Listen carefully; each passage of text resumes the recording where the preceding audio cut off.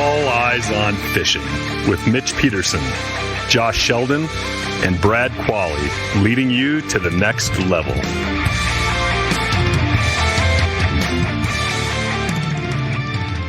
Everybody, welcome back to All Eyes on Fishing.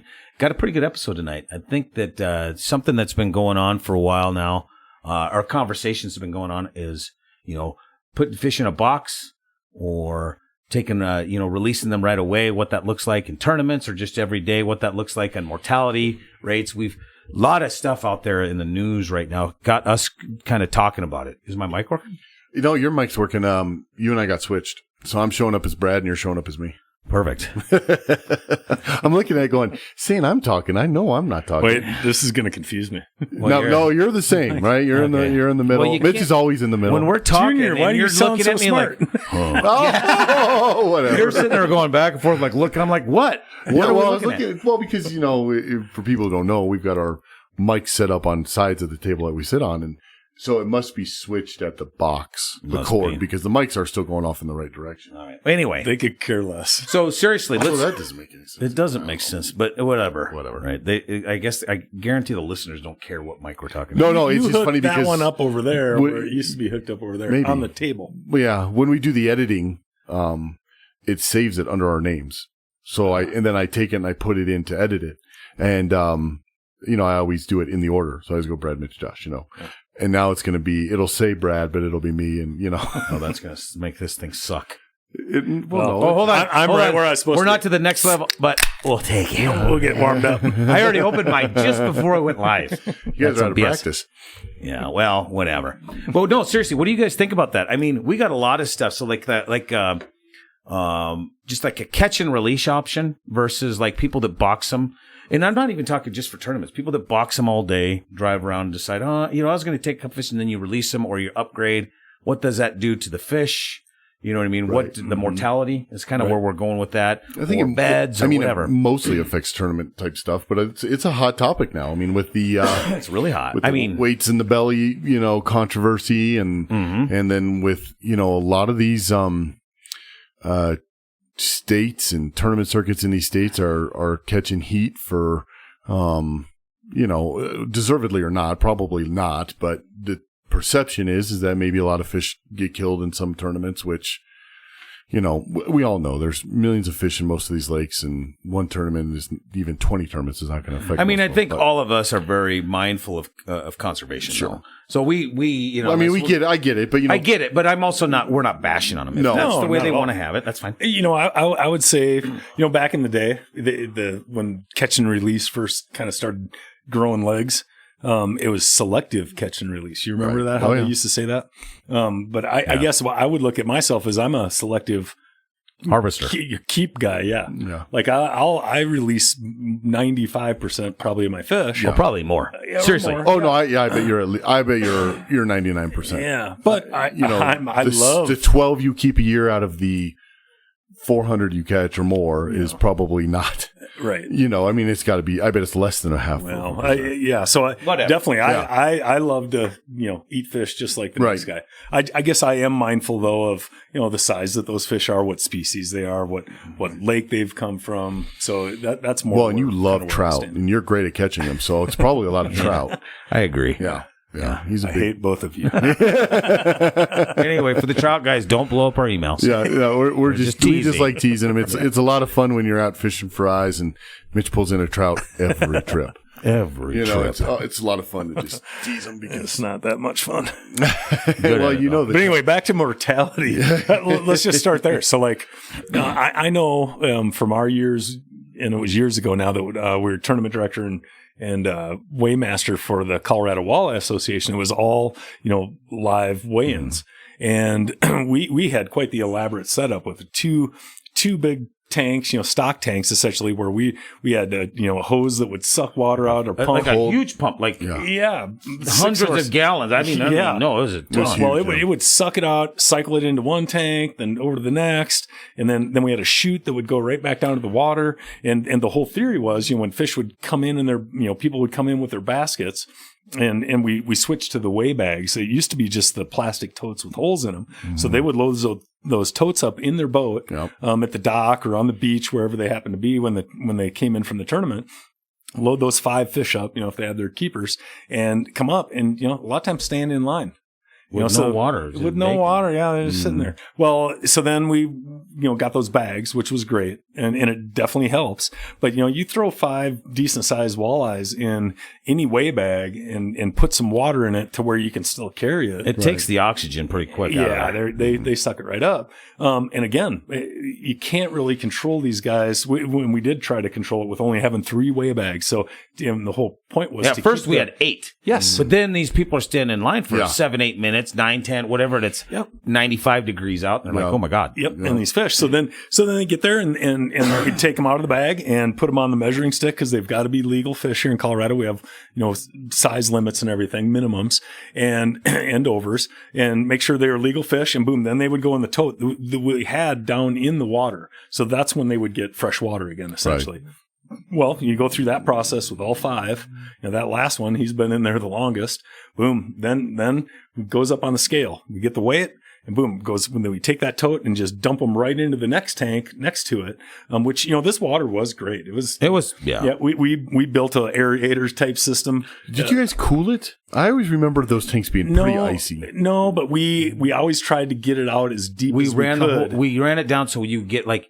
If there was a thermocline, not necessarily a thermocline, but where you're probably where it's deeper. A lot of times we would wear waders out, so chest waders. So you would get it out 4 or 5 feet depth, and then you toss it out from there with a brick. So whatever that ended up being. Yep. So it was cooler water. Yeah, I just remember. I mean, the surface temperature could be showing like on your boat like 75, and this water that we're sucking in is probably in the mid 60s. Yeah. I just remember trying to nurse a few big fish in those your hands tanks. would get cold. Your hands would get freezing. I was like, man, this is like, I thought maybe you guys put ice in it or something. So out of those 5 fish, on average, I'd say 2 would go right to the bottom and would be frisky and just, ready to go, essentially. They no problem. They're holding themselves. And the other, probably 3 or half, maybe on average, would, just be real lethargic or even go belly up. And just kind of laying their belly up. Yeah. So kids and stuff that would come to the event, we'd have them help. Cool to have them help. Yeah. And it was great for the kids because they'd sit there and they'd hold them up upright. And we'd talk to them about it and show them how, they just need to recover, in this fresh water, get oxygen, and kind of recover from that. And then when we deemed them ready to go, we would send them down that slide, and they'd go down their water slide and out into the lake. And boy, you'd still have out of those fish that we felt, okay, no, they're holding themselves upright. They're a little more frisky. Boom. They 20, 25 yards out in the lake, 5 minutes later, 10 minutes later, all of a sudden you see a walleye belly up. I mean, and we really tried to control that to try to keep the mortality rate as low as possible, right? Yeah. And I think adding the aerators and the 2-tank system really helped. But still, if let's just say you're weighing 100 fish, I think our average would be probably 4 or 5 that you're just not getting to go. Well, yeah, that didn't even get the release out down the chute. They didn't, and then probably another 4 or 5 that, or maybe a little higher, that you would see now 30 yards out, and they're on their sides trying to go down, but they're not. And then we would scoop them up. We'd have someone go out in a boat. Or some people would swim out there and grab them. And I'll tell you what, this is a great story. So one time it was at Cherry Creek. Sure enough, almost on cue, 3 of them popped up, and they were probably 30 yards out.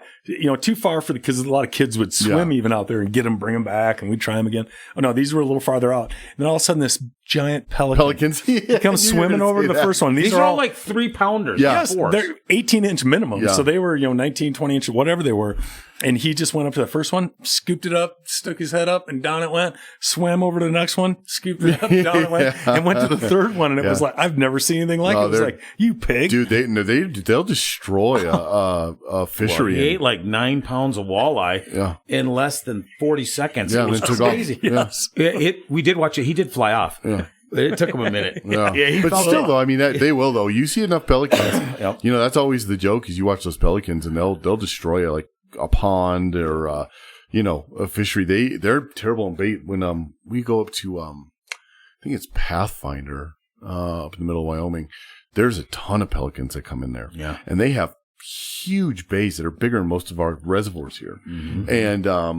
And they're a lot of it's like fairly shallow, like 5-6 feet or less, and grassy, and tons of bait fish, and those pelicans are in there, and you see them just scooping fish, and you're like, son of a bitch. Yeah, I have a feeling, when you research, live weigh-in tournaments, that the stats that you see, especially these days, because everybody's, real onto it or more aware of, mortality and tournaments and everything. I mean, sure, there's pelicans out there, but these are, us humans doing that to our own resource. Yeah.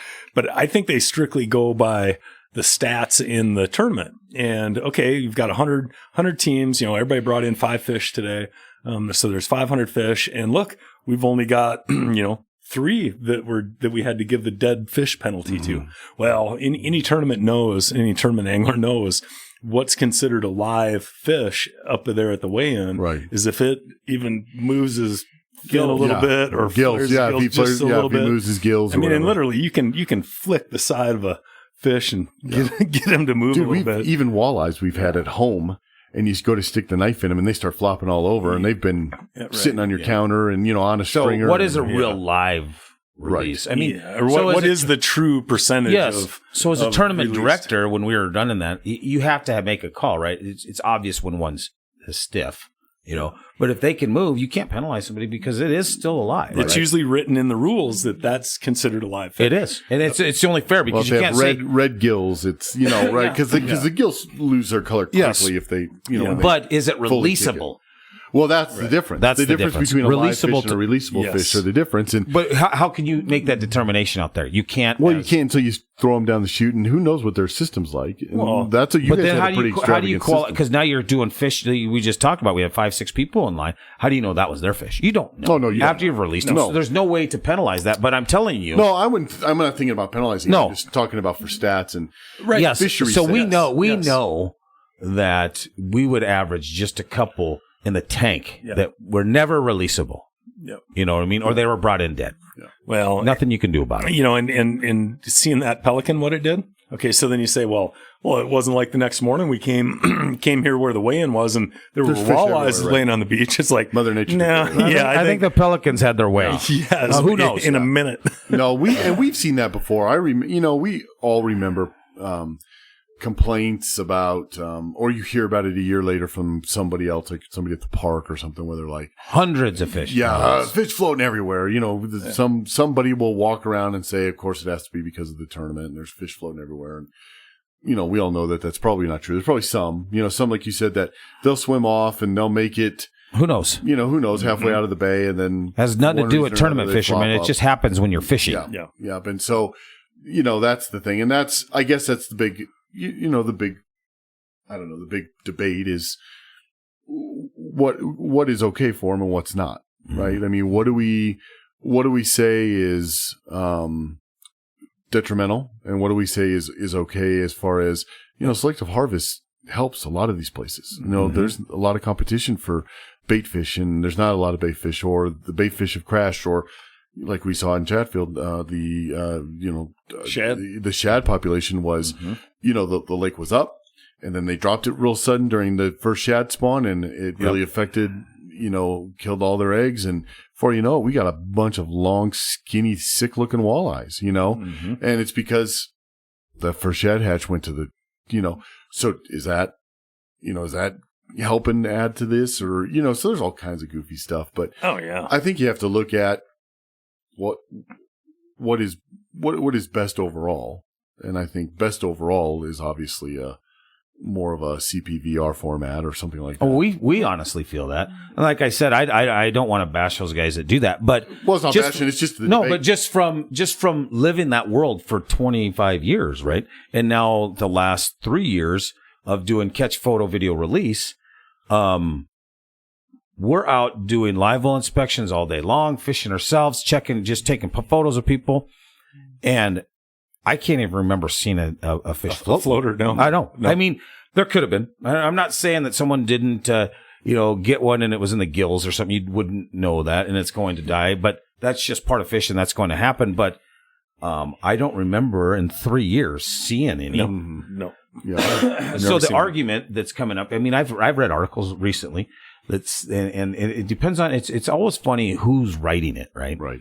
Because some articles. What perspective they yes. have. Yeah. And that's what we're trying to have this, because we don't have a dog in the fight one way or the other. We're thinking of what our opinion is. And I think that the catch photo video release, because we haven't seen any mortality issues, is the way to go. But when you start looking at these different reports of biologists, some say it's up to half could lose. Some say there's absolutely no difference at all. It depends on time of year, too. I mean, if you've got that here and in Wyoming and other places, July 1st to September 1st is considered kill time.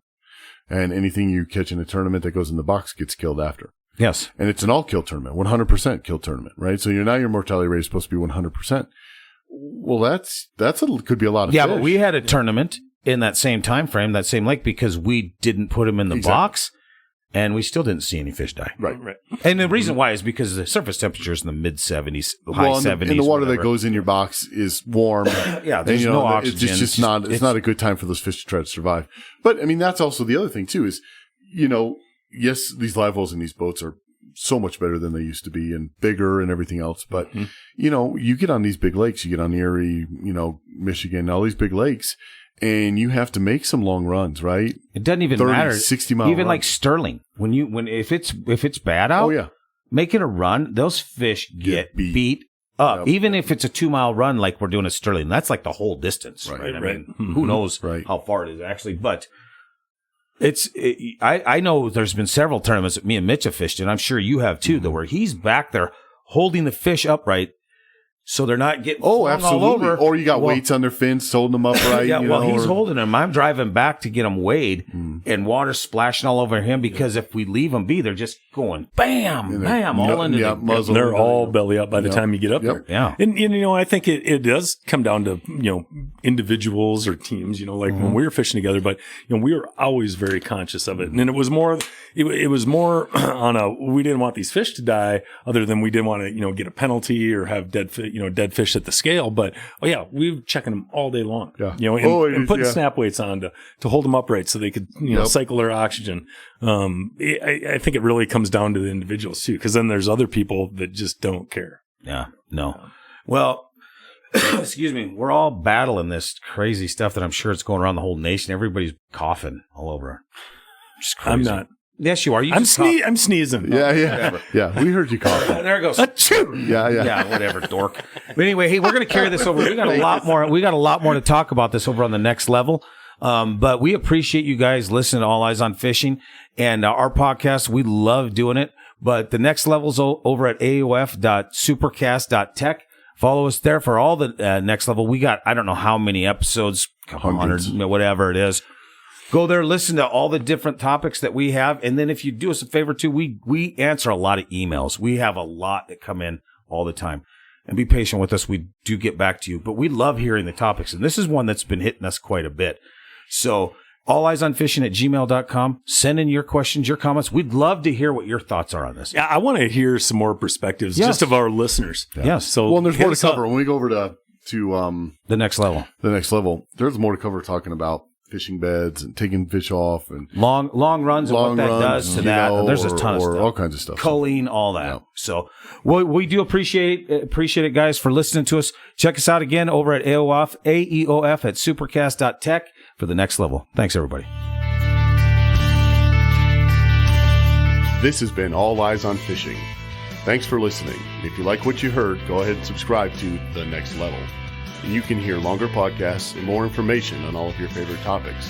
And check us out at alleyesonfishing.com for apparel, blogs, and other information. Don't forget to check us out on Facebook, Twitter, Instagram, and YouTube. All Eyes on Fishing, leading you to the next level.